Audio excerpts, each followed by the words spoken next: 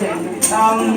So Testimony Assembly Teenage Class, they want to share with you what they have been working on this last week. They're going to be sharing with you the Bible stories.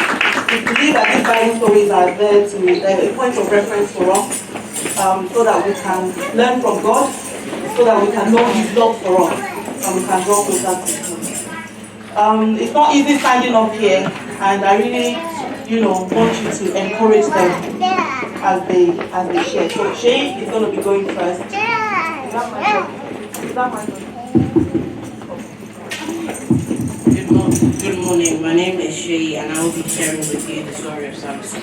Samson is a biblical figure found in the Old Testament in the book of Judges, chapter 13 to 16. Samson was proclaimed as a child whose destiny was to deliver Israel from the Philistines, but his journey had many twists. In a way, the story of Samson is like a replication of the story of Jesus, as the birth were foretold by angels, and both died for a cause. In Judges 16, we are educated by the story that he married a Philistine woman, and a riddle was presented to the Philistines, where the woman is blackmailed by the family. If she didn't solve the riddle, she would be burned. She pleaded to Samson for the answer, and reluctantly he gave the answer to her. The first incident that Samson's wrath is shown is when he destroys an immeasurable amount of land and livestock. The story goes on to tell us about many incidents where his great strength is displayed. By the time Samson acquires his amazing achievement, the Philistines plotted to kill him. They decide to trap him and recruit Delilah for the job. In Judges 16 to 15, the Bible tells us she wore him out with questions about the source of his power he eventually gave him. After that, the information was shared to the Philistines, and in his sleep he was shaved bald and he was captured and imprisoned. His eyes were gouged out, and a type of celebration was put up for the capture of Samson, where he was insulted and abused. He prayed to God, asking for strength for one last time so he could show the people his wrath, and his prayers were answered, and he grasped two pillars and made them collapse on the people and himself. I learned from this story it was important to remember that it's God who gives the power to all things, and we must acknowledge and thank Him every day. Thank you for listening. My name is Elizabeth, and I'll be sharing with you the story of Jacob. The story of Jacob can be found in the Old Testament book of Genesis, chapters 25 to 35. Jacob's life was detailed from his birth to his death. Today I'll be focusing on the beginning of his life. Jacob's life was determined before he was even born. The Bible tells us he wrestled with his twin brother in their mother's womb, and he also wrestled with God when he saw the stairways of heaven many years later. And at that point, God changed his life and made him the father of the Israelites. Jacob was the father of the 12 sons who became the 12 tribes of Israel. Jacob was known as the one who stole his brother's blessing. He is known as a trickster or a cunning person. But the Bible tells us that in Genesis chapter 25 verse 23 that the elder shall serve the younger, which means God already told Rebekah that Jacob, who was the younger twin, would be blessed more than his older brother even before they were born. Rebekah, Jacob's mother, tried to give God's words to reality by asking Jacob to deceive his father into blessing him instead of his brother. But she did not have to, really, because the Bible tells us in Jeremiah chapter 1 verse 12 that God is watching to see that his word is fulfilled. Although Jacob tricked his dad into believing he was his older brother by dressing up like him, and Isaac passed the family blessing onto him. The Bible passages above tell us that Jacob did not have to do that because he would still have been greater than his older brother, as the Lord has said. With all that is said, this is how God planned it to be right from the start. Or maybe God updated his plans depending on the situation you navigate or move through in life. What you do is what God's words will pass to you. I have learned that God knows who I am and has a plan for me before I was born. Thank you for listening. Can be found in the book of Esther, chapters 1 to 4 in the Old Testament. Long ago in a town called Persia, a Jewish woman became an orphan in a foreign land, but became a superior queen and saved her nation. Did you know God wasn't mentioned in the book of Esther, where you will see that God was with her every step of the way? One starry night, the previous queen disobeyed an order from the king and led to banishment. So the king ordered all the women to enter the palace.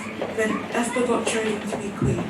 Haman, the king's advisor, heard that Mordecai, Esther's uncle, was a Jew and wanted to kill him as well as all Jews. Esther smartly stepped up to the challenge and went to the king, but it could have led to death as it was forbidden. She then asked every Jew to fast for 3 days and 3 nights and revealed the plot to kill the Jews. From this story, we have learned that God favors us in difficult situations when we ask Him in prayer. Thanks for listening and Merry Christmas in advance.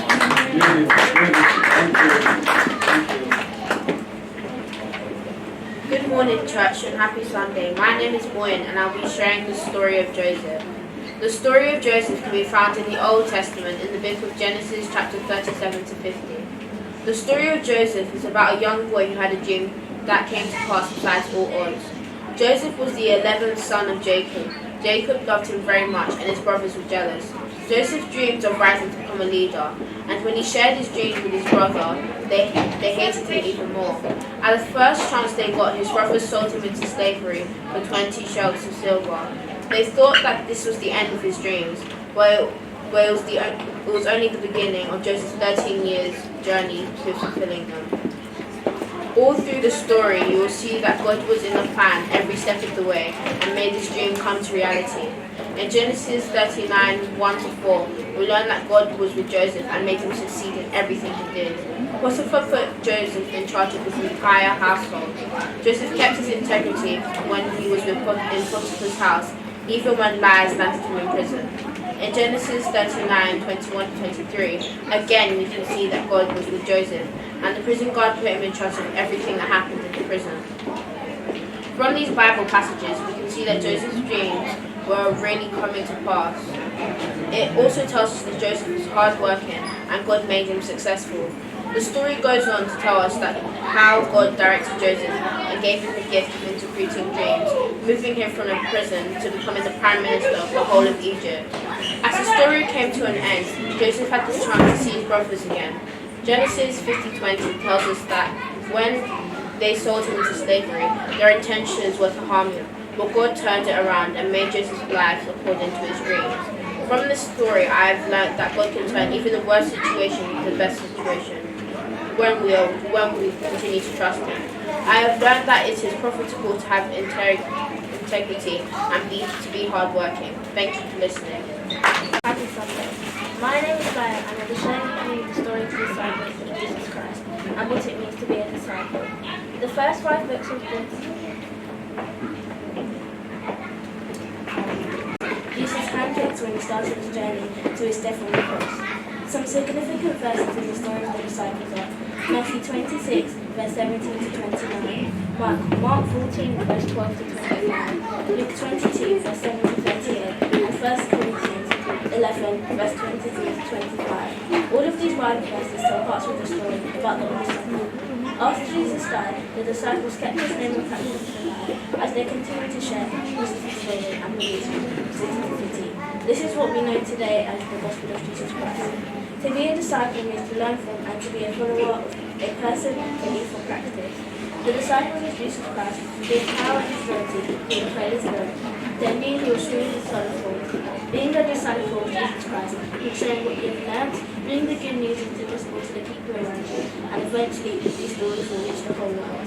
If the first disciple had not shared the story of Jesus, we may never have heard the miracles Jesus performed or know the miracles he can perform in our lives today. Many of the disciples were tired for their beliefs in Jesus, but through them, Christianity was birthed and shared with many. We are all disciples of Jesus Christ. Thank you for listening, and once again, happy Sunday. God bless you. Brother